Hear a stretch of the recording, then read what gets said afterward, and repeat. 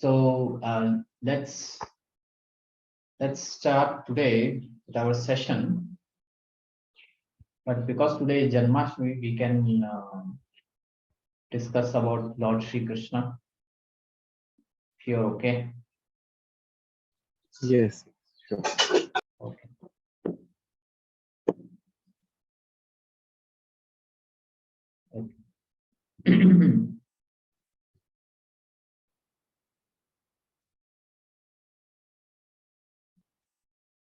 So let's read the prayers. Om Jnanatimirandasya Jnanandana Salakaya Chakshuvanmilitam Yena Tasmai Shri Gurave Namaha.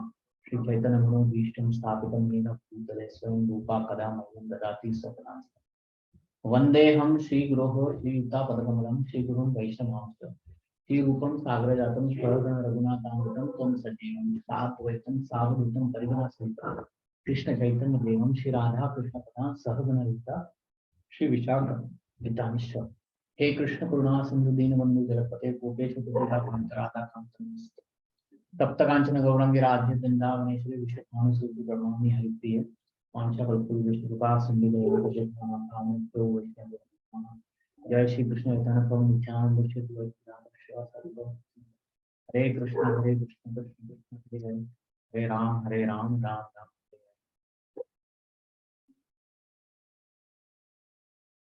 So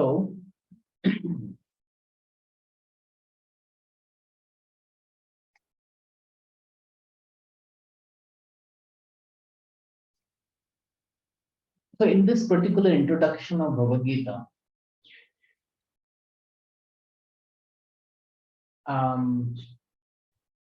there's a lot of things told about Sri Krishna himself. Because in Bhagavad Gita is like, biodata of Sri Krishna. We are in the second chapter of Bhagavad Gita. And as we go further, and especially when we reach 7th chapter, 8th, 9th, 10, 11, and 12, then the biodata of Sri Krishna opens up. He talks about himself, who he is and all that. And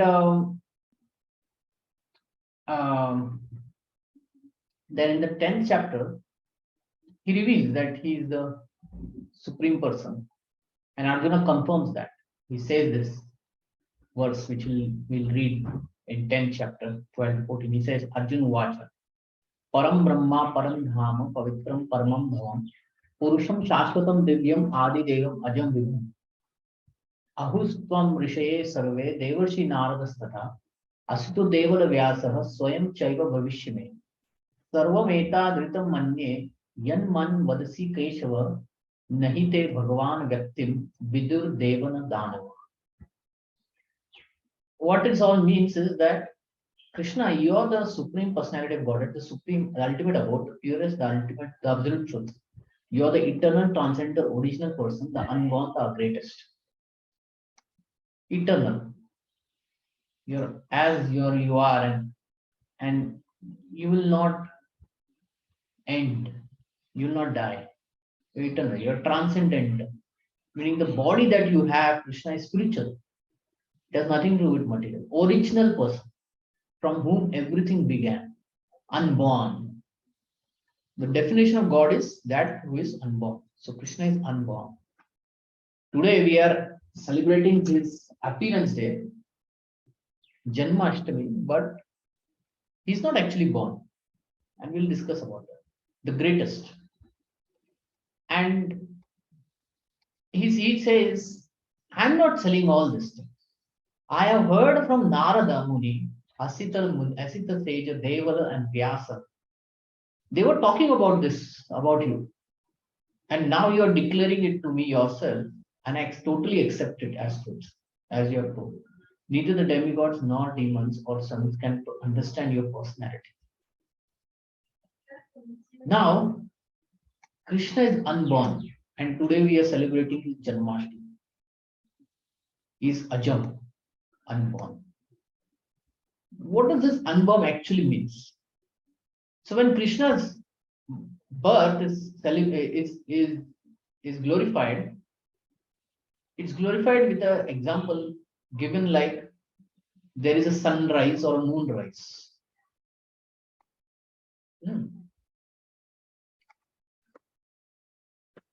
when the sun rises in the morning, it's like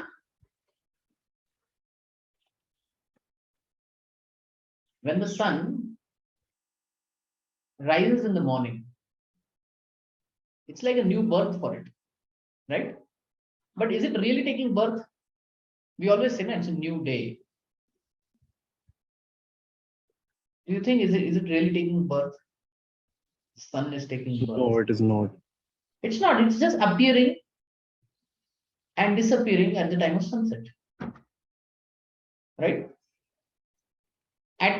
At this moment, we are in the afternoon of India. Somewhere the sun is rising, right? Agreed? We know this from science. Yes, yes. Sunrise,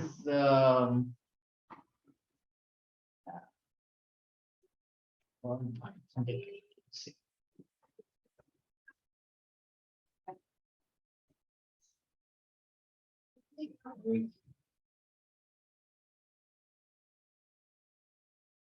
Yes. Yeah. This one. See, here India is in night, but it is sunny in America. So when it is sunny in India, it is night in America. Agree? This thing is going on. Yes. So does really the sun rise or sets? No. It just appears and then disappears after the evening. Right? Same way, Krishna, he is unborn, he appears and he disappears.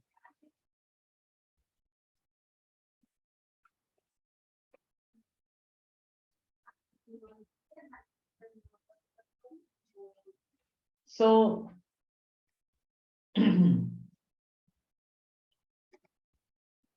so there is no real birth of Krishna. He was always eternally like that. He's like the sun coming up and then setting. It's us that we are going through time and we see him setting and unsetting and like that. But actually, he's unborn. And therefore, the knowledge that has come from him is also of the same quality, is also pure, is also eternal, transcendental, original, great. Therefore, this Bhagavad Gita is considered great because that's the knowledge coming from it. If you meet a person who has done 4 PhDs, then whatever he talks will be such interesting knowledge, right? Even a 1 PhD person talks when it's a very interesting knowledge, right? So similarly, here Krishna, he is unborn. He is the greatest of all. And then he is giving this knowledge over Gita to us. That's why it also becomes great.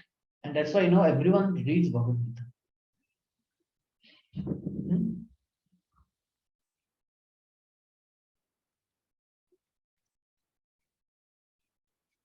And what is the purpose of Bhagavad Gita? The purpose of Bhagavad Gita is to deliver from the nations of material existence. It's a spiritual science. In Bhagavad Gita, material science is not discussed to the way that formulas are given, equations are given. No. It tells the material workings of the world, like karma, time, material nature. And then it talks about the spiritual things in the world, the super soul and the jiva. So these 5 things Bhagavad Gita speaks about. And it tells the jiva how to come out of this material existence. That is the main purpose of Bhagavad Gita. Is to deliver the mankind from the nations of material existence. What is material existence? First, it is full of anxieties.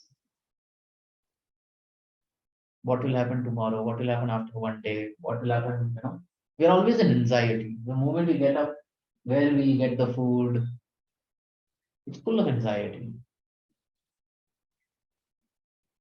And even if a person may be like crores and crores of rupees, just like Rakesh Jhunjhunwala last few days, he died. How much crore of rupees did he have? Any idea? Any number? Yeah, it was, I guess, around like 2 3 billion. His net worth was around like Yeah. billion, two or Yeah. 5 billion Billions, somewhere around. yeah. Billions of dollars. But he couldn't stop. He had this one anxiety, health anxiety he had. For many years he had.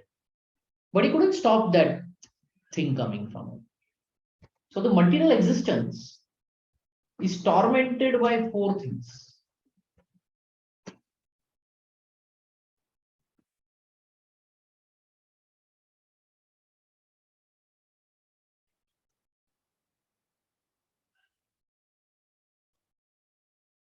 Birth, death, old age, and disease. Because of this, there is temporariness in the world. Sometimes we are young and then we become sad, we become old, and then we think, what? I'm old and I cannot do these things. We become rich and then death comes and takes everything away. Then we say, what? What an anxiety. I worked so hard, now I just have to give everything away. There is disease, there is dis-ease. You're always looking for ease, right? But there is dis to it. Meaning there is no ease. One may be very rich person or one may be very poor person.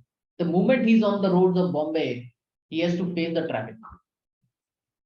And he cannot say, I'm in a Mercedes, I have the right to go fast and all. No, no.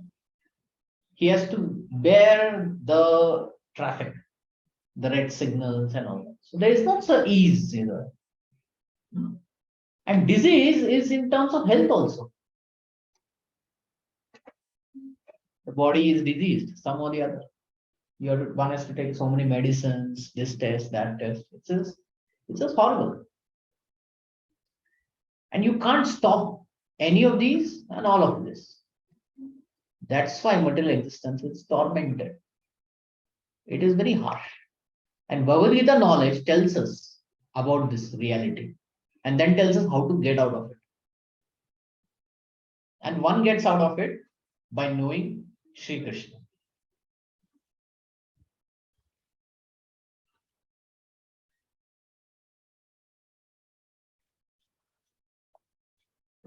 There is a wonderful verse which glorifies Sri Krishna. We'll go there.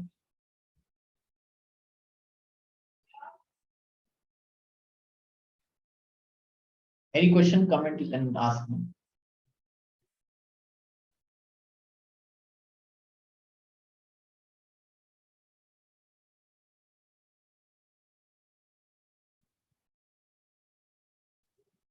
Okay.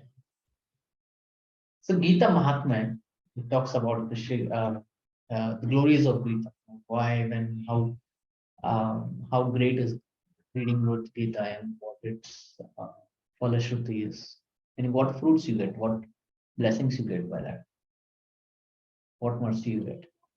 Gita dhanasya shilasya pranayama prayasya cha naiva shanti ki papani purva janma kritani cha. One who reads Bhagavad Gita very sincerely and with all seriousness, then by the grace of the Lord, the reactions of his past deeds will not act upon him. The reactions are always acting upon us, right? And then we keep telling why this thing happens with me, why that time happens with me. Malan nirmochana pumsan jala snanam dine dine sakrit gita amritam snanam samsara malan nashanam. One may cleanse himself by taking daily bath. We all get up in the morning, do brush and then do that bath, right? Yes. Yeah. So that is to cleanse ourselves, externally. But how does we clean the internal dirt in our heart? So he says, if one takes bath even in once in the sacred Ganges water of Bhagavad Gita, The Ganga water of Bhagavad Gita. It is not Ganga water only. It is Bhagavad Gita's Ganga water. Interesting, right? Meaning, what is Bhagavad Gita? It is even greater than the level of water of Ganga, the sacredness of Ganga. Then dirt of material life is altogether vanquished. Gita su Gita kartavya kim manye shastra vistare.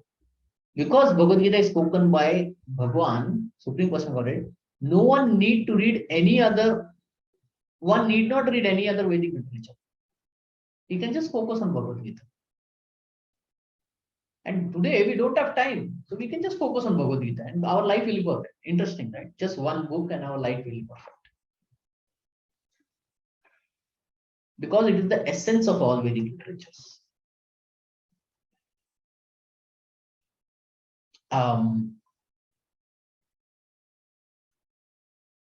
We know small perfume bottles, right?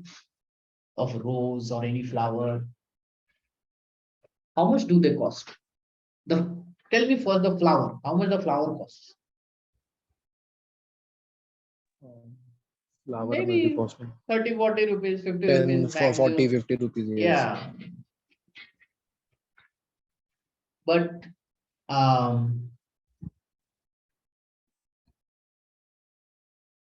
how much does an essence of perfume cost? 200, 500, 400. If you go for the best quality, it will cost in thousands of rupees. Yes, yes. What have they done in that? You have the flower, you have the essence. What have they done in the essence? That is costing, and it's such a small bottle. Huh? Let me show you the picture. They have concentrated it and to make it in a perfume. Like a one, it means that a drop is come after like concentrating a lot of petals. See, it is 400 rupees and all that. But if you go for the highest one, this is something sometimes diluted. Let's see something like undiluted. See, 9,000 rupees. How much? 5 ml. 13,000 rupees. Well, this is 100 ml. That's 1,000 ml. But 5 ml bottle. Now I'm talking about rope. If I give any other like jasmine, its price increases more and more and more. So from the flower, the essence is what? The smell, the beautiful smell. Now, if I collect all that beautiful smell and put it in a bottle, that's what it is. Right? Correct, correct. Yeah, so that's what. So how large is the virus? We saw the tree, right? I'll show you the tree. Yeah, this big, and how much it is? It is said that it is 10 raised to 10.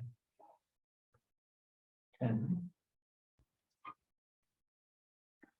raised to 10. Meaning 10 zeros after 1. Right?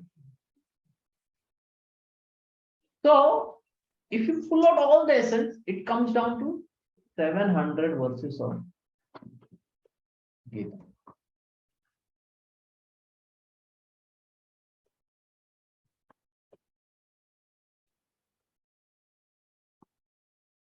Just like it may require 10 kgs of jasmine to produce these bottles.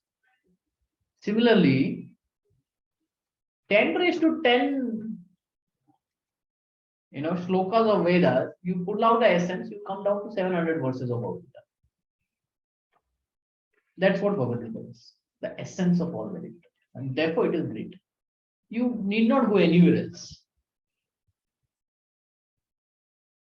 Bharata Amrita Sarvasam Vishnu Vakrata Vinishita. One who drinks the water of Ganges attains salvation. So, what to speak of one who drinks the nectar of Bhagavad Gita? And Bhagavad Gita is actual nectar of Mahabharata, and it is spoken by Lord Shri Krishna himself, the original Vishnu.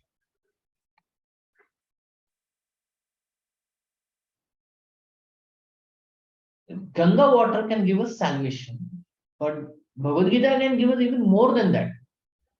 Direct entry, no more birth, death, and old age disease. Therefore, Gita Mahatmya is spoken by Lord Shiva to Parvati. He says, Sarva Upanishad Gav. Meaning, how many Upanishads are there? Among all of that Upanishads is Bhagavad Gita. Dogda Gopala Nandana. The Upanishads are the cow. Now, what is the essence of the cow? The milk, right? And Lord Krishna is the famous cowherd boy. And Arjuna is like a cow. Now, do you know the cow doesn't give milk unless it sees its calf? Unless it sees its child, it doesn't give milk. So Arjuna is like that child, and Upanishad is like the cow, and Krishna is the cowherd boy.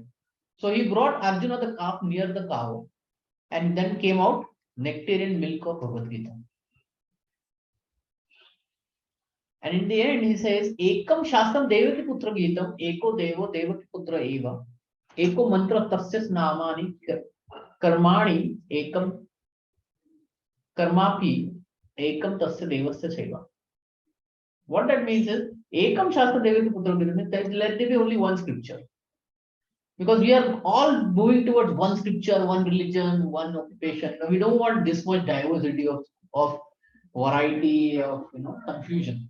One scripture is enough. Tell me where it is. Here it is. For the whole world, let Gita be that. Spoken from Devaki Putra Gita. Devaki Putra Gita.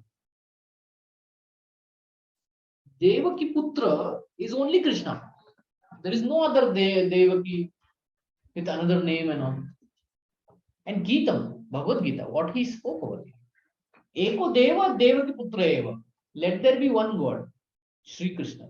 Eko Mantra Tasya Sanamani. Let his holy name be the only mantra. And only one prayer. That is chanting of his holy name. Hare Krishna, Krishna Krishna, Hare Hare, Hare Ram, Ram Ram. And let there be only one work. We are all going for many, many works. But what work should be only there is service to Lord Shri Krishna. This is what Gita Mahatmya says. And Krishna, he says in Bhagavad Gita, I will read this in 18.66. He says, Sarva dharma parityaja mam ekam sharanam vraja aham tam sarva papebhyo mokshishyan master. All the religions are there. So many religions are there. But you just surrender to me. And I shall deliver you from all sinful reactions. Krishna is giving this promise. Do not fear. Thus the Lord takes responsibility of all those who surrender onto him. And he indemnifies such a person against all reactions of sin. He removes all that.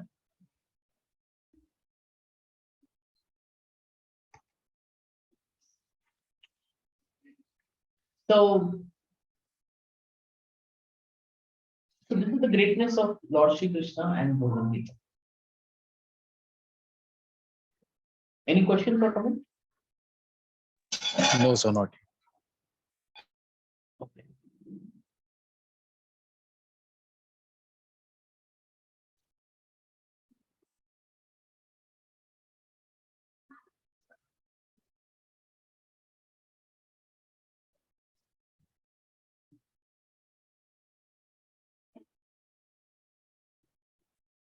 So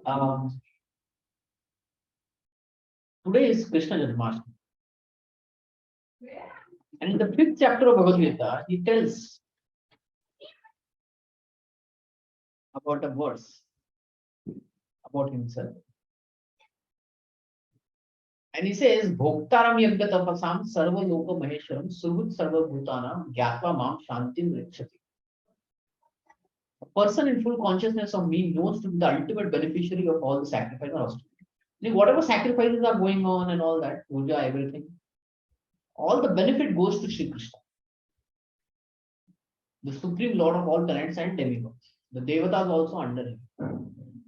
the benefactor and well-wisher of all living entities. Interestingly, he's taking everything for him, and he's the Supreme Lord. But he is the same time, he's benefactor, well-wisher, friendly.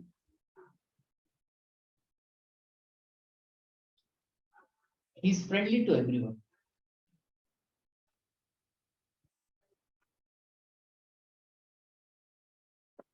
When Sri Krishna was there on the planet, he was friendly to all beings. This is in the 10th canto of Srimad Bhagavatam.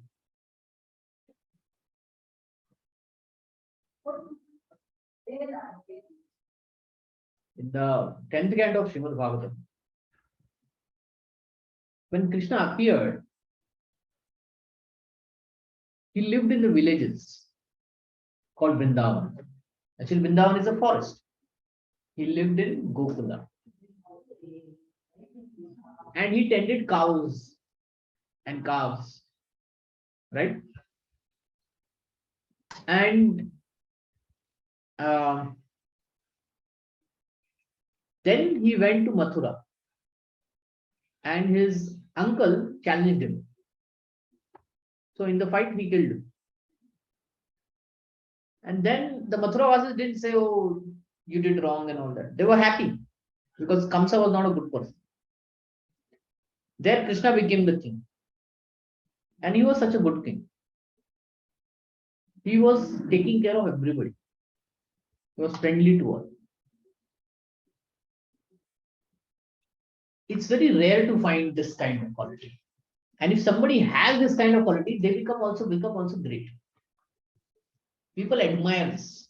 That you have everything under your control and everything is for your enjoyment, but at the same time, you're still the benefactor and well-wisher of the living of everyone.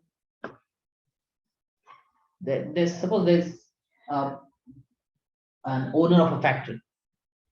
Now he's the ultimate benefactor of whatever the factory sells and gets profit, right? Everything goes into his pocket. And he controls everybody, the workers, the land, everything. And suppose he's a very good friend of all the workers out there, which is a very rare thing to happen in this world, right? Yes. So Krishna says, I'm that. I'm the rarest of the rare. If somebody does, he's well-wisher, he's friendly to everyone under him, whether he pays him or not, whatever. Then people praise him, right? People like that person. And Krishna says, I am the well-wisher of not just few living entities in one simple factory. No, all of the living entities. Ants, plants, aquatics, human beings, everywhere. Terrestrial animals, everything. He's a friend of them.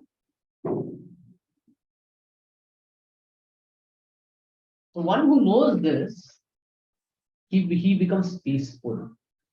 Interesting word is one who knows this becomes peaceful. Shantim. So if somebody wants to be peaceful, they simply have to know that Krishna enjoys everything and he is my best friend at the same time. Now, if you take into the material context of the statement, what people experience, common people, they experience. They have this experience, like, politicians, or let's say leaders of the society.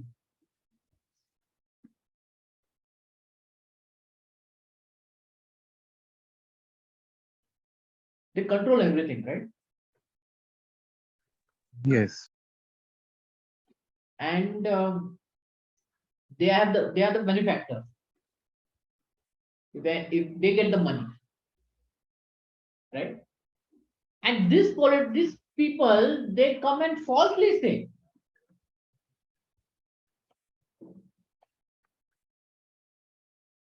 I'm your friend. Don't they? All the time, yes. Yeah. Why? Why do you think they say this thing? They falsely say, I'm your friend. Why? To get elected by us. Yeah, they're fooling us. And they use the same technique what Krishna is doing. He's saying everything belongs to me, I'm the controller, and I'm your best friend. Interesting, right? The politicians also say the same thing.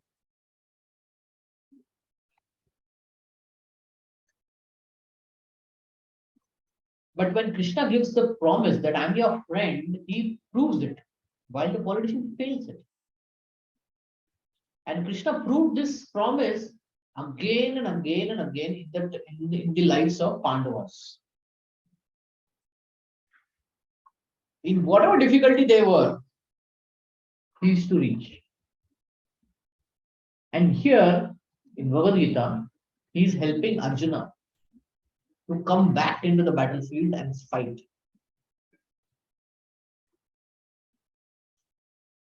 If there are two friends and one friend is saying, see, I don't want to do the job, man. It is very, very tiring and it is very hard work. I just want to chill. What the other friend should say. He should encourage him to walk and Yeah, show him the stand other on side your as well. feet. Stand on your feet. Don't just depend on others. Stand on your feet. Do your duty. Don't become lazy, lethargic. This is what Krishna is exactly doing to Arjuna. He's saying, I want to be chill. I don't want to fight at all. And Arjuna says, turns back and Krishna turns back and says, no. The whole dialogue of Bhagavad Gita is to make him understand from various aspects that fighting for the duty in a detached manner and offering the results in Krishna to Krishna is the best thing.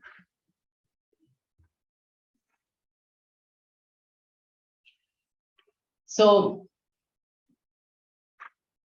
so he's saving his friend, right, from infamy. Agree?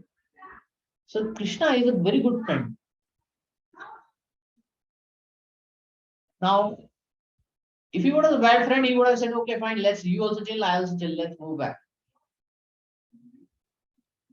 But no, he's saying do your duty.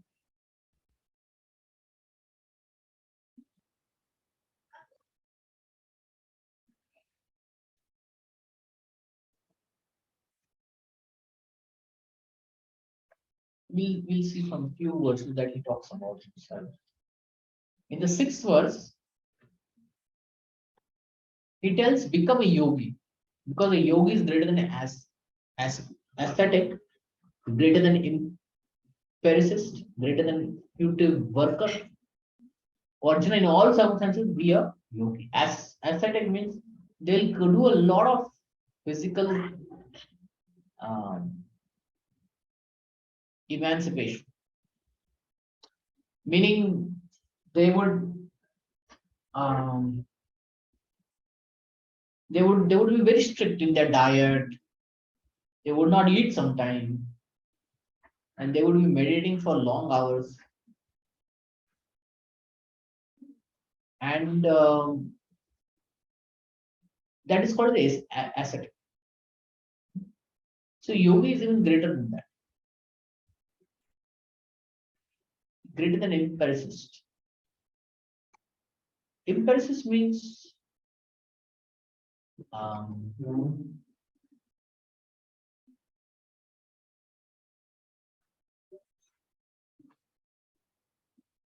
empiricist means one who knows the science. I mean,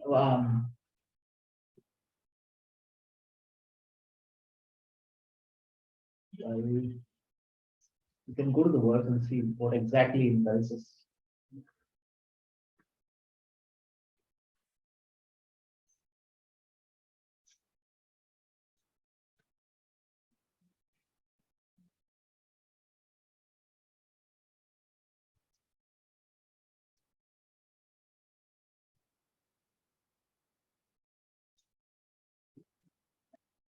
Um,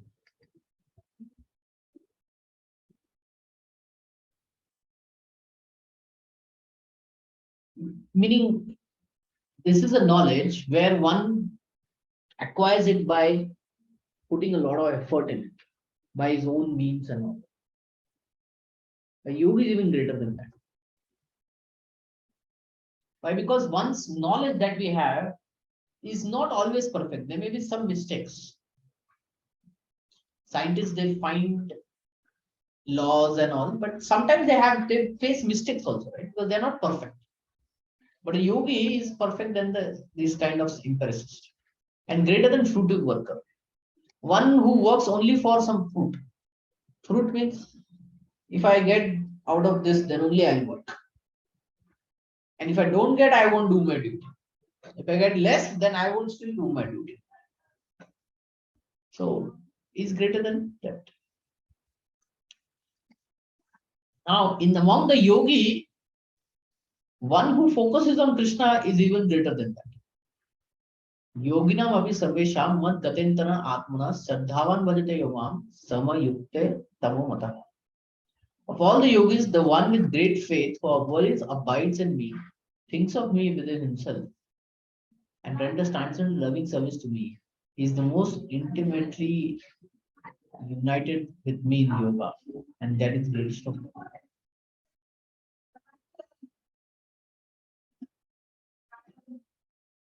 So what Krishna is saying here is one who focuses on Krishna and renders service to Krishna, then Krishna reciprocates intimately, happily. And he tells that person what is right, what is wrong, how to do things here and there.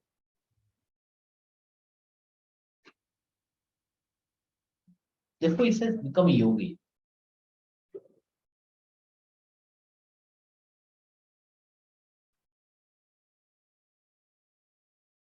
Okay.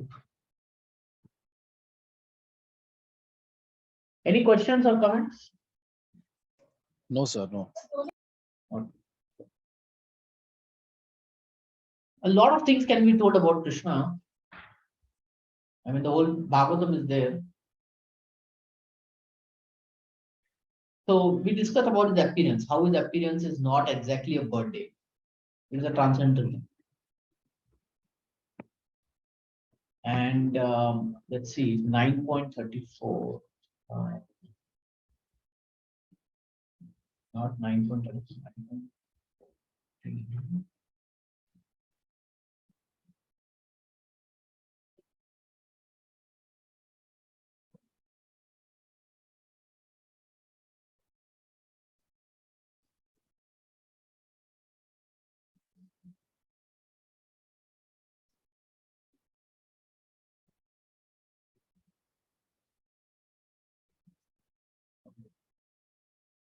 One last verse we will discuss on the 4th chapter.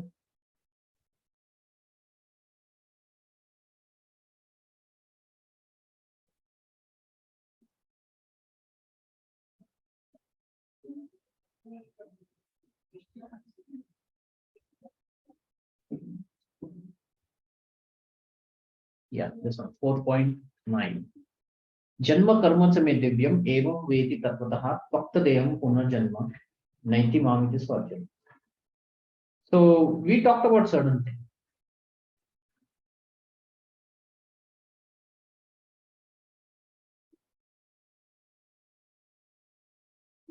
We talked about his janma. His janma and karma, they are divyam. Divyam means transcendental. So janma we talked.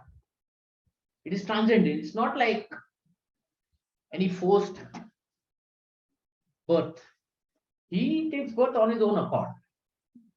When he took birth, interesting, let me show you a picture which depicts birth in Mathura. Okay. I think I wrote jail, that's why.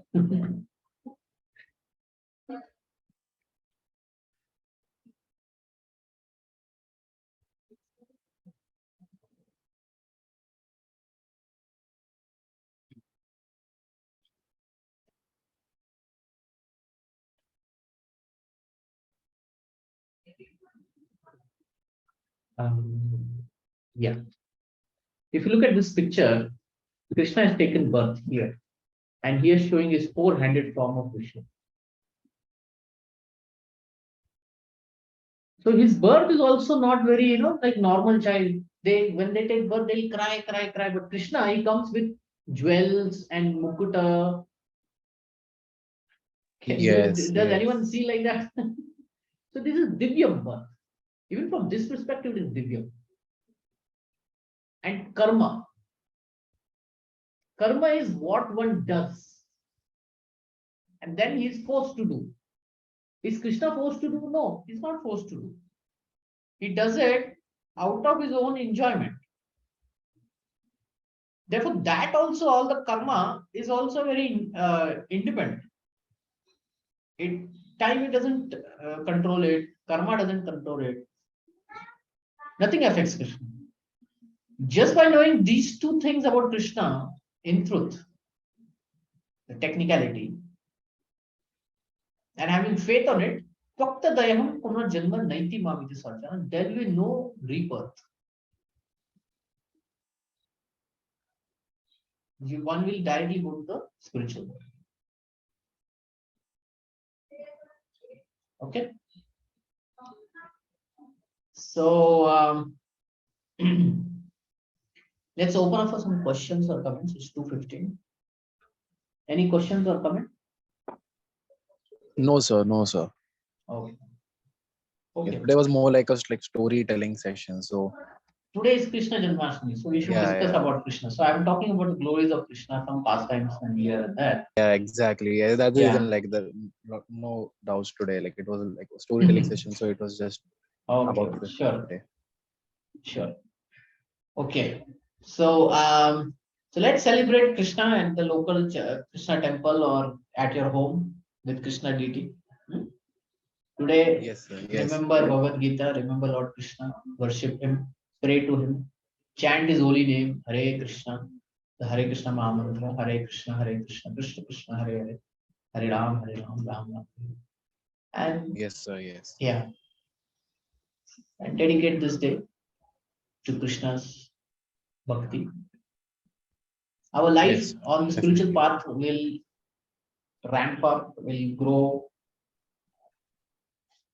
will advance much, much, much further.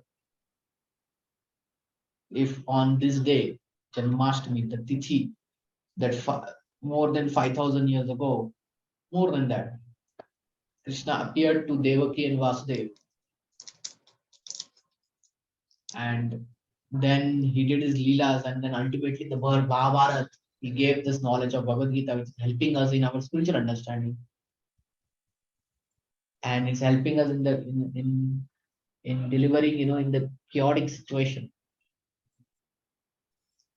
So let's be grateful to Shri Krishna, and by taking shelter of Bhagavad Gita and Krishna,